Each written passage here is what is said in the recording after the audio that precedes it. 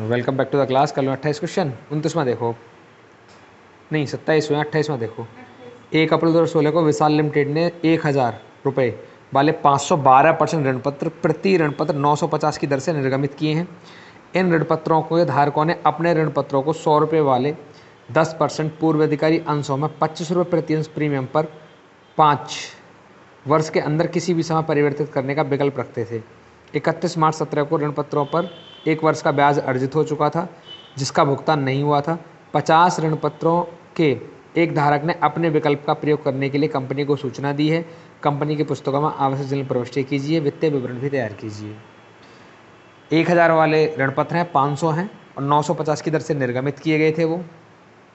अब उनको कन्वर्ट करने का चांस है उनके पास, वो कन्वर्ट कर सकते हैं उसको, है ना, पूर्वाधिकारी अंशों में। देखो क्या क्या इन्फॉर्मेशन हमारे पास है। कितने परसेंट वाला डिवेंचर है? 12% डिवेंचर। कितने हैं? 500 एट द रेट ऑफ 1000 रुपया वाला। और इशू कैसे किया गया था ये? इश्यूड एट 950 रुपये ईच। ठीक है। और इनको वो कन्वर्ट कर सकते, किस में कन्वर्ट करा रहा है वो? कितने परसेंट वाला प्रेफरेंस शेयर है?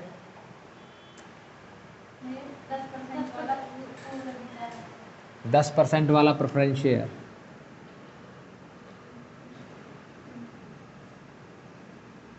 और एट द रेट ऑफ, नहीं वो तो प्रतिभूति है, 100 रुपये का है। और at premium at the rate of 25 रुपये ईच। किसी भी समय परिवर्तित कर सकता है। ये उनके डिवेंचर हैं, इनको वो चेंज कर सकते हैं इस वाले में, लेकिन सारे के सारे चेंज नहीं करना चाह रहे हैं। कितने चेंज करना चाह रहे हैं? 50 या 500? चेक करो जरा एक बार। 50 डिवेंचर होल्डर ने चेंज किया है अपने आप को, है ना, चेंज इन प्रेफरेंस शेयर। ठीक है, आगे बात समझ में आया तक? देखो 50, नहीं दूसरा पढ़ना है बेटा, ऊपर पढ़ लिया हमने। 50 एक धारक ने अपने आप को चेंज करने का निश्चय किया है। ठीक है। अब ब्याज की क्या बात है? ब्याज कब दे रहा है वो? Interest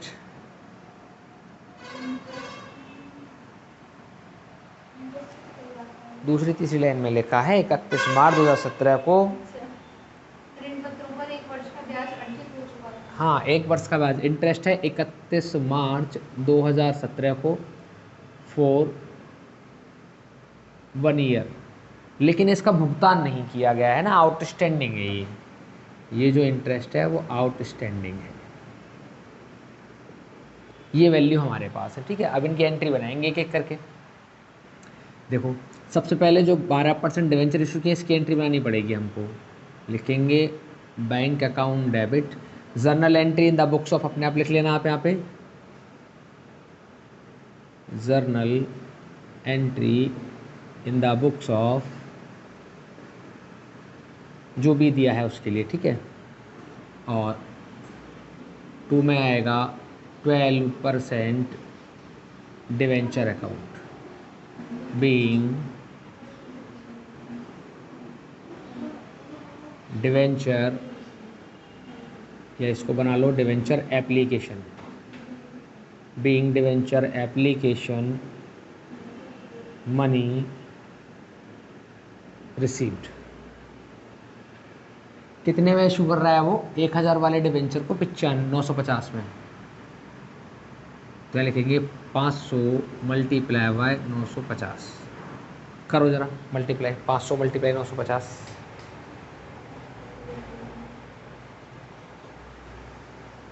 500 multiply 950। कैलकुलेटर नहीं है? फिर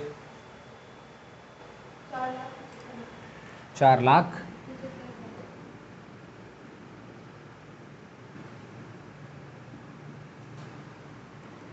अब इसको कैसे करेंगे? 12% debenture application account debit, discount लगा है, discount on issue of debenture account debit to 12% debenture account, लिखेंगे इधर being application money transfer to debenture account. Debenture कितने का था? 500 मल्टीप्लाई बाय 1000, कितना हो जाएगा? 500 मल्टीप्लाई 1000, 5 लाख रुपए। एप्लीकेशन से कितना पैसा मिला है? 4,75,000। तो नुकसान कितने का चल रहा है? 25,000 का। डेबिट बराबर क्रेडिट। बात आ गया यहाँ तक समझ में? अब क्या समझना है तुमको कि इनमें से 50 डिवेंचर होल्डर ऐसे हैं जिन्होंने कि अपने आप को चेंज कराने का निश्चय कर लिया है, तो बाकी 450 ने निश्चय नहीं किया। जो निश्चय करेगा चेंज कराने का उसको तो इंटरेस्ट मिलेगी, बाकी का इंटरेस्ट ड्यू रहेगा, तो तुमको इंटरेस्ट ड्यू करना पड़ेगा यहाँ पे। कब? देखो 31 मार्च 17 में लिखेंगे यहाँ पे 12% debenture interest account debit to bank account. जिसको पैसा देना है वो बैंक में आएगा और बाकी आएगा to outstanding interest on debenture account. यहाँ लिखेंगे being interest amount paid and balance outstanding. अब चेक कैसे करना है, कैसे इंटरेस्ट का कैलकुलेशन करेंगे? इधर कैलकुलेशन कर लो आप इंटरेस्ट का। यहाँ पे calculation of interest. Total amount कितना है डिवेंचर का? 5 लाख रुपए। इंटरेस्ट का रेट कितना है? जो डिवेंचर के सामने वैल्यू लिखी होती है ना, ये वाली, यही इंटरेस्ट का रेट है, 12%। तो इंटरेस्ट कितना आएगा? अमाउंट मल्टीप्लाई रेट अपॉन 100, तो 5 lakh multiply by 12 divide by 100, कितना आ जाएगा? टोटल जो इंटरेस्ट है कितने का है? 60,000 का। तो हम टोटल इंटरेस्ट में लिखेंगे 60,000 यहाँ पे। अब 60,000 में से कुछ का इंटरेस्ट दे देना और कुछ का आउटस्टैंडिंग रहेगा। तो 60,000 इंटरेस्ट है वो कितने शेयर के लिए है? वो है 500 शेयर के लिए। तो 50 का हमको देना है और 450 का आउटस्टैंडिंग में जाएगा। अब इधर देखो दोबारा से एक बार, 500 शेयर नहीं डिवेंचर, 500 डिवेंचर का इंटरेस्ट कितना है? 60,000 रुपये। हमको चाहिए 50 डिवेंचर का। कैसे निकालेंगे?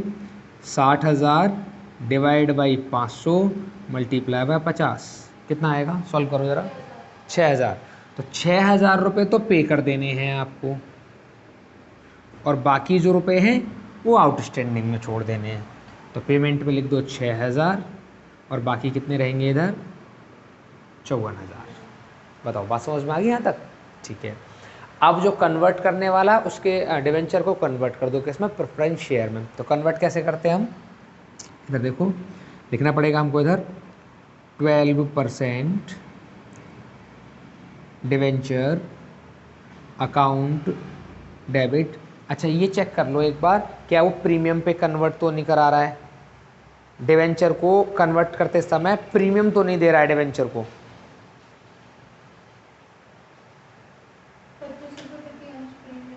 अच्छा, नए शेयर जो इशू किए हैं उसके लिए वो प्रीमियम पे हैं, लेकिन कन्वर्ट करते समय उसको प्रीमियम नहीं मिलेगा, ये तो बात है ना? ठीक है। तो 12% डिवेंचर अकाउंट डेबिट, और हमने इसको डिस्काउंट पे इशू किया था तो डिस्काउंट को कवर करना पड़ेगा। इधर लिखना पड़ेगा to discount on issue of debenture account debit, और 2 में आएगा 12% डिवेंचर होल्डर्स अकाउंट। ये पेमेंट हो जाएगा ड्यू। पहले ड्यू करेंगे उसके बाद हम पेमेंट करेंगे, ठीक है? ऐसे ड्यू करते हैं हमेशा, पहले भी सीखा था हमने ड्यू करना। अब देखो कितने डिवेंचर हम कर रहे हैं, 50। तो हमको डिवेंचर में लिखना है 50 मल्टीप्लाई बाय 1000 का डिवेंचर है, कितना हो जाएगा 50 मल्टीप्लाई 1000, 5 लाख, 50,000। यहाँ लिखेंगे 50,000। डिस्काउंट कितने का है, उसने 950 में दे रहा है, तो 50 रुपये का डिस्काउंट है ना। तो यहाँ पे क्या लिखेंगे 50 मल्टीप्लाई 50, 2500 का डिस्काउंट लग गया। अच्छा डेबिट लिख दिया मैंने यहाँ पे 2500, यहाँ गलती से डेबिट लिख गया था, वो क्रेडिट में है। और टू साइड में डिवेंचर होल्डर का कितना पेमेंट ड्यू हो जाएगा, डेबिट बराबर हमको क्रेडिट करना है, कितना आएगा 47,500। बताओ यहाँ तक बात समझ में आ रही है। अब तुमको करना है क्या, तुमको पेमेंट करना है किससे, प्रेफरेंस शेयर होल्डर से, किसका, डिवेंचर होल्डर्स का। देखो कैसे पेमेंट करेंगे अब, इधर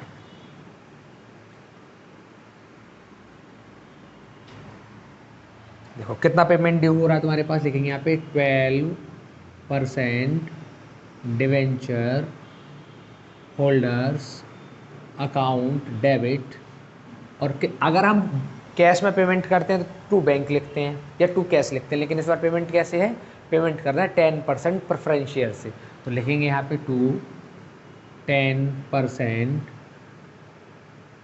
प्रेफरेंस शेयर कैपिटल अकाउंट, और इसमें है security premium, security premium reserve account. लिखेंगे इधर being debenture convert bye preference share. कितने रुपए देना है हमको, 47,500। अब जब ऐसी सिचुएशन आती है तो हमको नंबर ऑफ शेयर निकालने पड़ते हैं ना, तो फिर से एक कैलकुलेशन करेंगे इधर, calculation of number of share. हमको कितना पेमेंट देना है, 47,500।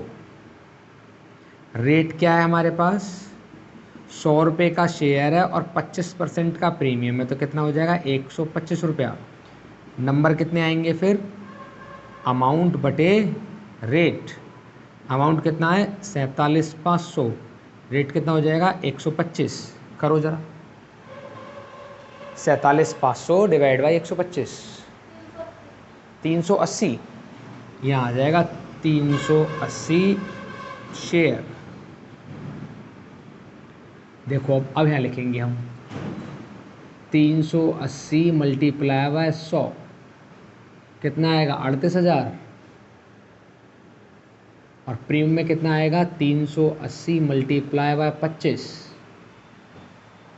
380 मल्टीप्लाई 25, 9,500। ठीक है, पेमेंट हो जाएगा दोनों को मिला के 47,500। बता गया तक समझ में सबको। एक एंट्री नहीं बनी इसमें, इसे और बनाओ, statement of profit and loss account debit to interest on debenture account, कितने रुपए 60,000 रुपया। लिख दो इसको ऐसे, being interest on debenture transfer to P&L account.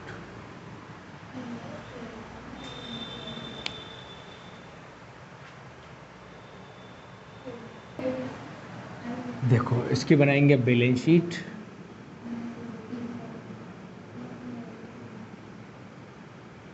As on date S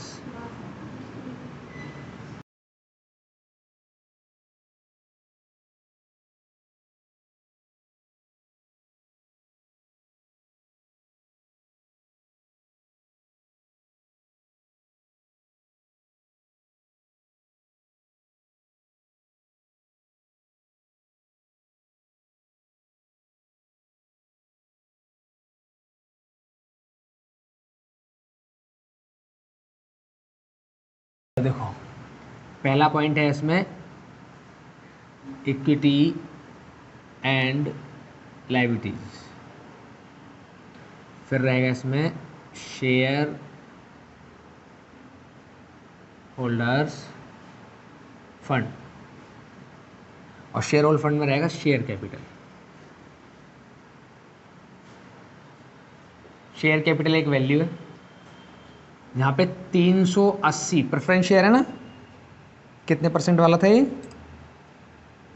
10%।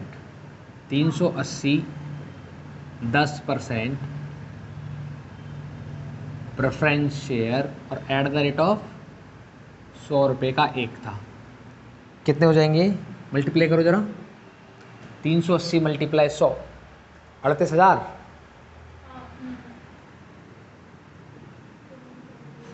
इसके बाद में दूसरा पॉइंट था रिजर्व एंड सरप्लस का।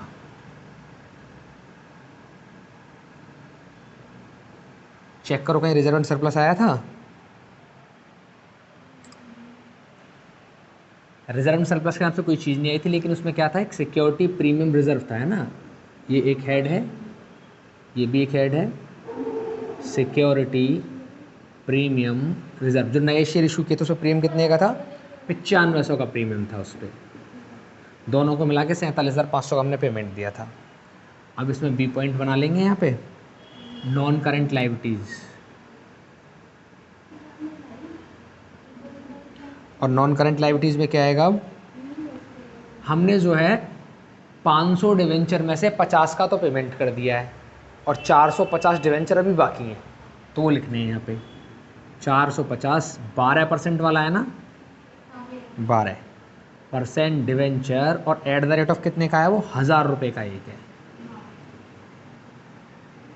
कितने आएंगे? 450 मल्टीप्लाई 1000, 4,50,000 रुपया। ठीक है।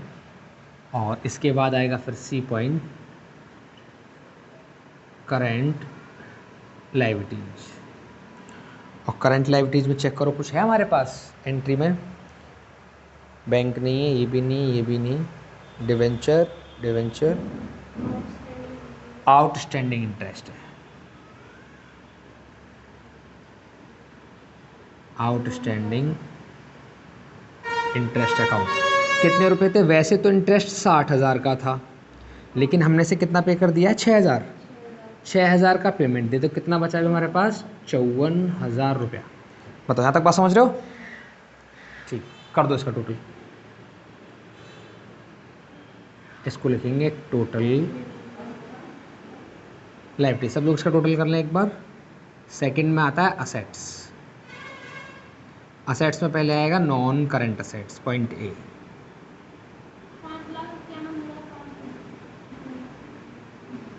चेक कर लो एक बार जरा बुक में, 5,51,500। नॉन करंट असेट्स में हमारे पास कुछ है क्या? नॉन करंट असेट्स में हमारे पास कुछ नहीं है। बी पॉइंट आएगा करंट असेट्स।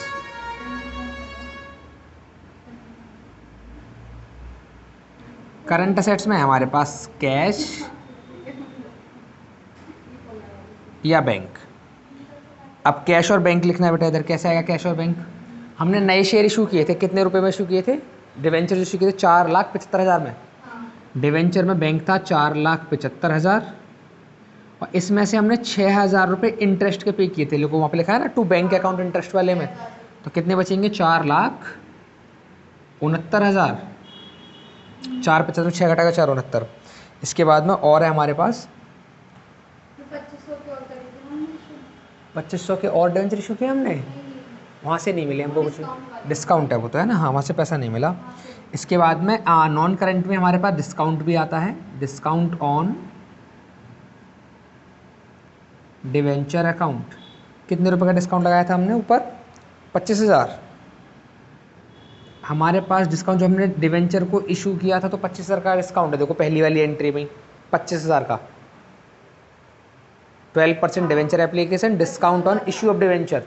लेकिन जब हम इसका रिडम्पशन कर रहे हैं तो कुछ डिस्काउंट को हमने कवर कर लिया था। देखो वहाँ तीसरी चौथी एंट्री है, debenture account debit to discount on debenture, लिखा है नहीं ना 2 में, तो 2500 रुपये इसमें से कवर हो गए थे।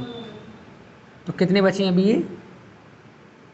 22,500। और इसके बाद में हमारे पास एक बचा है, इसमें स्टेटमेंट ऑफ P&L। हाँ, ये 60,000 रुपये, सबको ऐड कर दो, 4,69,000, 22,500 और 60,000, इन सबको ऐड करने के बराबर आना चाहिए इसके। ये हो जाएगा हमारे पास टोटल असेट्स 5,51,500। बाकी सब में डैश डैश आएगा ऐसे। बताओ बस बागी। ठीक है।